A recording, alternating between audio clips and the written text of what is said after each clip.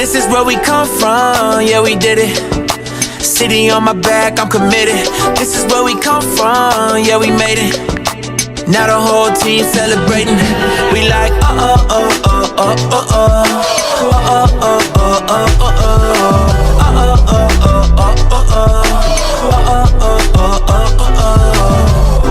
Don't mistake the new me for the old me. They can't stop me now, I'm with the home team. No beginner, I'm a winner. Took a couple losses, now I'm cooking, let me simmer. Yeah, tunnel vision, all I see is win, win, win, win. This might say the Marvel's Spider-Man was a financial and critical success for Insomniac and Sony, with Marvel's Spider-Man being the fastest-selling superhero game in US history and the biggest PlayStation exclusive launch ever.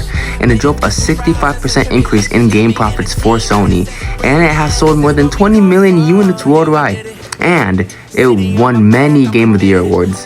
So yeah, it proves that Marvel Spider-Man was a big success, and with the next generation of consoles approaching, a sequel was inevitable. But what we didn't expect was a standalone game about Miles Morales. Spider-Man Miles Morales was announced at the 2020 PlayStation Showcase, and in November of 2020, we got the half-sequel or spin-off of Marvel's Spider-Man with Spider-Man Miles Morales. This is where we come from, yeah, we did it. City on my back, I'm committed. This is where we come from, yeah, we made it. Now the whole team celebrating. We like,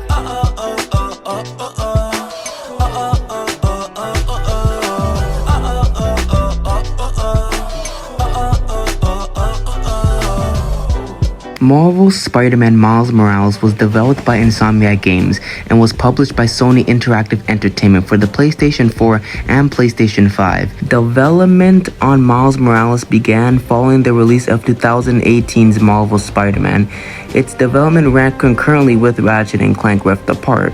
Miles Morales had a more rushed development since it was going to release with the PlayStation 5, so Insomniac had to use some animations, designs, and details from Marvel's Spider-Man. They also had to make the game a lot shorter because of the lack of time. They also had challenges for the graphics of the game since they had to make the game on PlayStation 4 while making the graphics up to standard for the PlayStation 5. But even with all of those hurdles, Spider-Man Miles Morales was finished development, and by October 2020, Insomniac Games announced that physical copies of the game were ready to be produced, and by November 12, 2020, Spider-Man Miles Morales was released to mostly positive reviews and sold very well, selling 4.1 million copies by the end of 2020, and has sold more than 6.5 million copies by today.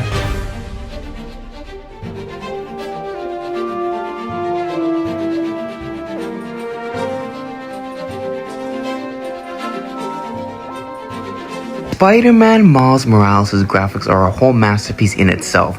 The game looks amazing on the PlayStation 4, but on the PlayStation 5, this game looks so good. And it just boggles my mind how Insomniac made this game look so much better than Marvel's Spider-Man only 2 years later. The next-gen version of Miles Morales has ray tracing, better reflections, and great facial animations and expressions. The cutscenes look great with fidelity, lighting, and great facial expressions, and the transition from gameplay to cutscene back to gameplay is amazing. There are two modes in Spider-Man Miles Morales: Performance Mode, which has 60 frames per second, and Fidelity Mode, which enhances the graphics of the game, which is still mind-boggling since this game looks spectacular already, but the downside is that the game is capped at 30 frames per second. I personally tried both of these modes in my playthrough, and they're both great in their own ways, but I do recommend Performance Mode for the 60 frames and for a more fluid and dynamic experience. New York City looks more alive than ever. Since this game is set in winter time, New York is filled with snow, but it surprisingly makes the game look more alive and colorful, unlike a game like Batman Arkham Origins. And the sunset, the weather in this game looks amazing all around, but the sunset specifically looks almost lifelike. It's great. The Christmas decorations add a level of color to the city, which I also like. So overall, New York City is as good as ever, and even though the city is near identical to its predecessor, the added touches make the city amazing. The new set pieces in this game are great as well, with you going through a mall, Miles' home, and the Roxxon building, to name a few.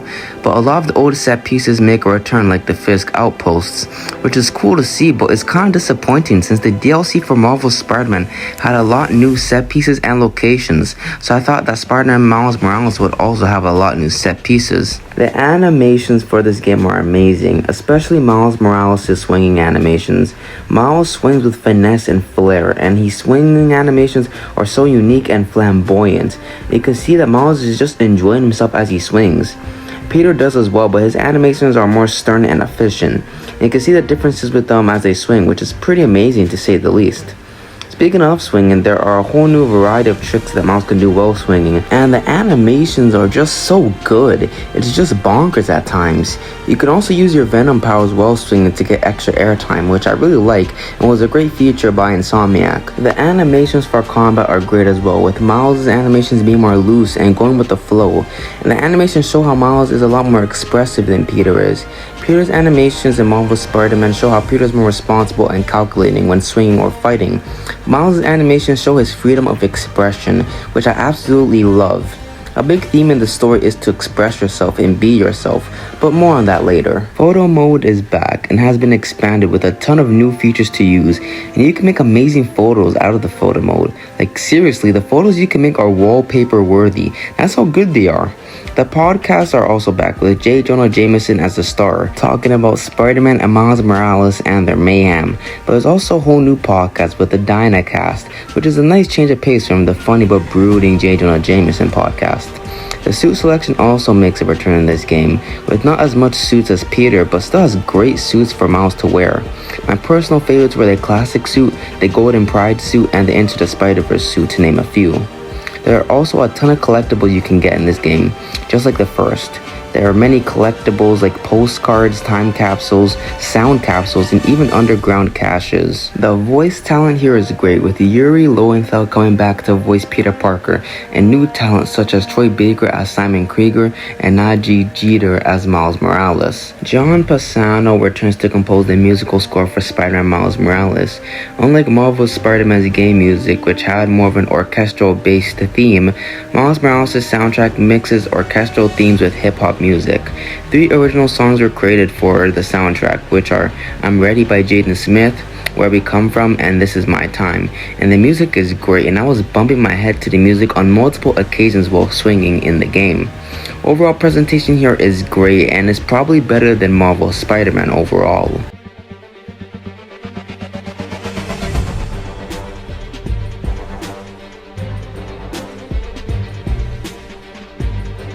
Combat mostly stays the same here, with minor improvements like how the finishers work. In Marvel's Spider-Man, you could do a finisher once your focus bar was filled up, but that's been replaced with the Venom, which I'll talk about in a second. So now you can only do finishers after getting 15 successful hits or dodges. This is a good enough change, and the finishers are as flashy as ever for Miles. And the other changes are mainly Miles' new abilities. The main new ability for Miles is the Venom ability, where Miles can use electricity in combat. There are mainly 4 Venom abilities Miles can use. The first one you get is at the first boss versus Rhino, which is the Venom Punch, which is a direct electrical punch. This is a good attack, but there's far better ones like the Venom Smash that gets multiple enemies in one electrical slam jam. The Venom Jump will launch enemies into the air and stun them in the process. You also have the Venom Dash, which is my personal favorite because it's quick and you can get a trail of enemies. And last but certainly not least is the Mega Venom Explosion, which lets Miles use all of his venom to electrocute a whole area of enemies in the process. The Venom abilities are pretty overpowered, but luckily in this game, they throw a lot of enemies at you, so you don't plow through enemies that easily. Miles Morales can also turn invisible, which lets you basically restart a stealth section if you get caught. But speaking of stealth, the stealth here has been improved in some aspects. There wasn't really too much stealth in the first 2 hours of the game, and I was really disappointed until you unlock the camouflage ability, which lets Miles go invisible like I said before. The stealth here is a lot harder because Insomniac added a few more enemies in the stealth sequences, making you at least take out a couple of enemies before you go into a full-out brawl. You can also do ceiling and wall takedowns now, which is a pretty cool touch. Overall, Miles is really fun to play. I love plowing through enemies and using the Venom powers and going invisible. It's so much fun. But I think I prefer Peter's combat a bit more since it feels a bit more Spider-Man-y, if that makes sense. And I love Peter Parker's combos and finishes overall. There are mainly 2 types of enemies for you to face in this game, mainly being the Roxxon agents, which Miles will fight several Roxxon agents throughout the game, and some of them have specialized tech designed to counter Miles' Spidey abilities. For example, Roxxon's agents have energy shields that can reflect and deflect Miles' venom attacks. They also have goggles that allow them to see Miles' heat signature when he's camouflaged, effectively negating his invisibility power. They also have the underground, but they basically have the same properties as Roxxon's agents. Overall, I'm kind of disappointed in the lack of enemy types, since I generally thought that Miles would have a whole new set of villains and enemies to fight. There's also a whole new Spider app in this game, which lets citizens request Spider-Man to help them in some type of way. I like these because it shows Miles helping the citizens of New York, and especially Harlem, and it's always great to see, but I also like how the game doesn't really force this on you. You can do the Spider app whenever you want to, and it's never forced on you by the game, which I personally enjoy. There's also a whole new set of gadgets for Miles to use in combat. The good thing is that there's a lot less gadgets for him to use, because in my Marvel Spider-Man critique, I said that the tools were super overpowered, and there was so much gadgets and tools for Spider-Man to use that it made the game a lot easier. So I'm glad to say that the tools are turned down here and not the main focus. The tools, or the gadgets you could call it this time around, are the classic web shooters, which lets you web up enemies. You then unlock the holo drones, which deploys a drone that uses a hard light hologram to fight by your side and helps you against enemies. You then have the remote mine, which fires a mine that can be remotely triggered, and when activated, it electrocutes and damages enemies. And the final gadget is the gravity well, which pulls enemies together, making them vulnerable to venom attacks. The gadgets here are not as overpowered as the ones in Marvel Spider-Man, but if you pair these gadgets up with the venom attacks, you can be overpowered at times. The suit mods also make a return, but they can now be paired with visor mods, which can be pretty broken at times, I'm not gonna lie. You can also replay missions in this game, which I really like, because you can now go to old missions you want to replay without making multiple save files. Crimes also return, but mostly consist of the same crimes as Marvel Spider-Man, which is pretty disappointing, I can't lie. The only new crimes I noticed in my playthrough were the copper malfunction crimes and the cyber attack crimes, which I gotta admit were pretty fun overall. The level design in Spider-Man Miles Morales is pretty good for the most part. You always have a primary objective, but you can roam around as well like in Marvel Spider-Man. And I'm also glad to say that the dreaded MJ missions don't make an appearance here, which is great, trust me. The first mission is a pretty good example of how good the level design is here though. The first mission starts off with Peter and Miles trying to contain the convoy, but it all goes wrong, and thugs and more importantly Rhino are on the loose, which transitions into our combat tutorial, where you learn or relearn their basic combat moves. Peter then asks for help to contain the Rhino, so Miles comes in and helps, which transitions into our first chase sequence, where we have to catch up to the Rhino while dodging his destruction. And the dialogue here is pretty funny and quippy as ever. We then climb on the Rhino through a mall where he goes through a mini nuclear plant, which causes an explosion, injuring Peter and Miles. Miles then stops more thugs, but Peter gets badly injured, and Miles has to take over and fight the Rhino, which transitions into our first boss fight, where we use our newly acquired Venom Punch to defeat the Rhino. This is a good first boss and a great way to introduce the Venom Punch. After beating Rhino, we meet the game's kinda antagonist Simon Krieger, and that's the mission overall. The action, the dialogue, and the cutscenes are all there, and it's amazing. The level design in the game is good for the most part, and I'm not surprised, since Insomniac made the Ratchet & Clank franchise, and that also has amazing level design. The level design isn't all good though. Some missions can be tedious and redundant, but that does not shadow how good the level design is most of the time in this game. It is finally time to talk about the boss fights in Spider-Man Miles Morales. The first boss fight is versus the Rhino, where you use your Venom Punch to defeat him in spectacular fashion. This is a simple but a good tutorial boss. We have a rematch versus the Rhino later in the game with him using Venom repellent armor. And this is one of my favorite bosses in the game, since you have to bait the Rhino into hitting stuff, and it takes precision and patience. The fight against the Prowler is also good, since the Prowler can turn invisible, which keeps you on your toes. He can also summon holograms of himself, making for a challenging boss. And the final battle against Finn is awesome, with you having a one-on-one confrontation against the Tinkerer herself, and this boss is very challenging since you can only get a couple of hits on her at a time before she tries to strike you. There are also new and old side missions you can do that really empathize how Miles cares for the people of Harlem. The side quests range from helping construction workers to helping a barber shop, or even helping Feast in some cases, and they show off how Miles helps the Harlem community. But some side missions are old, like the Fisk warehouses being revamped by the underground hideouts. I wish they added something new to these old missions at least, but overall I generally enjoy the missions.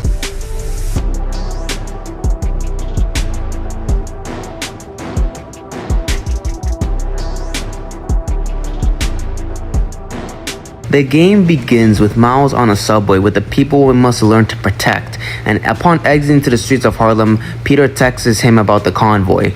Peter and Miles try to get the convoy safely until the Rhino gets released and injures Peter badly. Miles, in a fit of rage, fights and defeats the Rhino. Peter then tells Miles that he has to go overseas for a few weeks for work with MJ, leaving the city in Miles' hands. Unfortunately, a new gang with futuristic technology known as the Underground start causing mayhem to send a message to Roxxon, and more importantly Simon Krieger.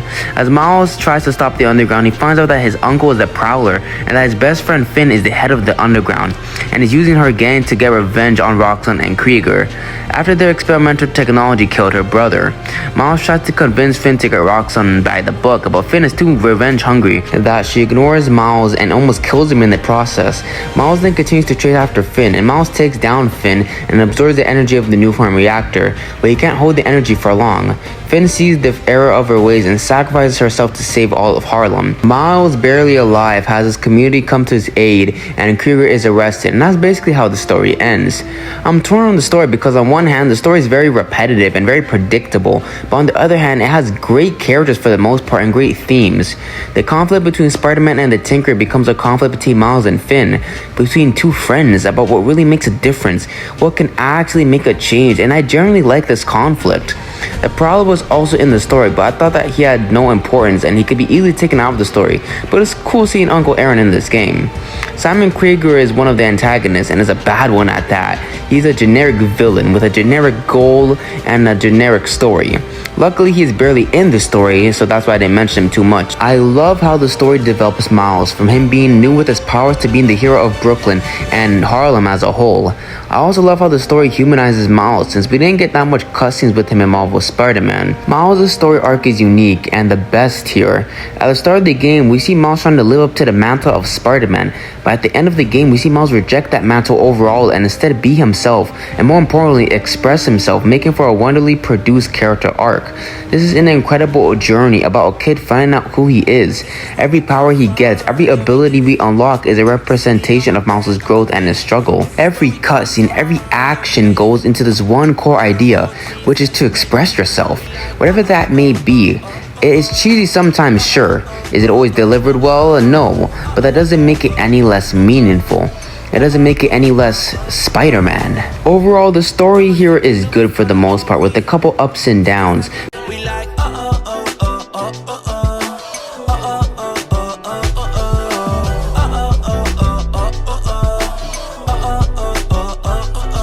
Miles Morales is a spectacular game. Is it as grand, as polished, or even as re-innovative as the original game? No, but it still is a spectacular side story for the Marvel Spider-Man universe. And more importantly, it's a spectacular Spider-Man experience, with themes of accepting who you are, being yourself, and expressing yourself. Good day, everyone. Thank you for watching up till now. I appreciate it as always. I really had a great time making this video, so I hope you all enjoyed it. If you have any feedback, I'd love to hear it in the comments.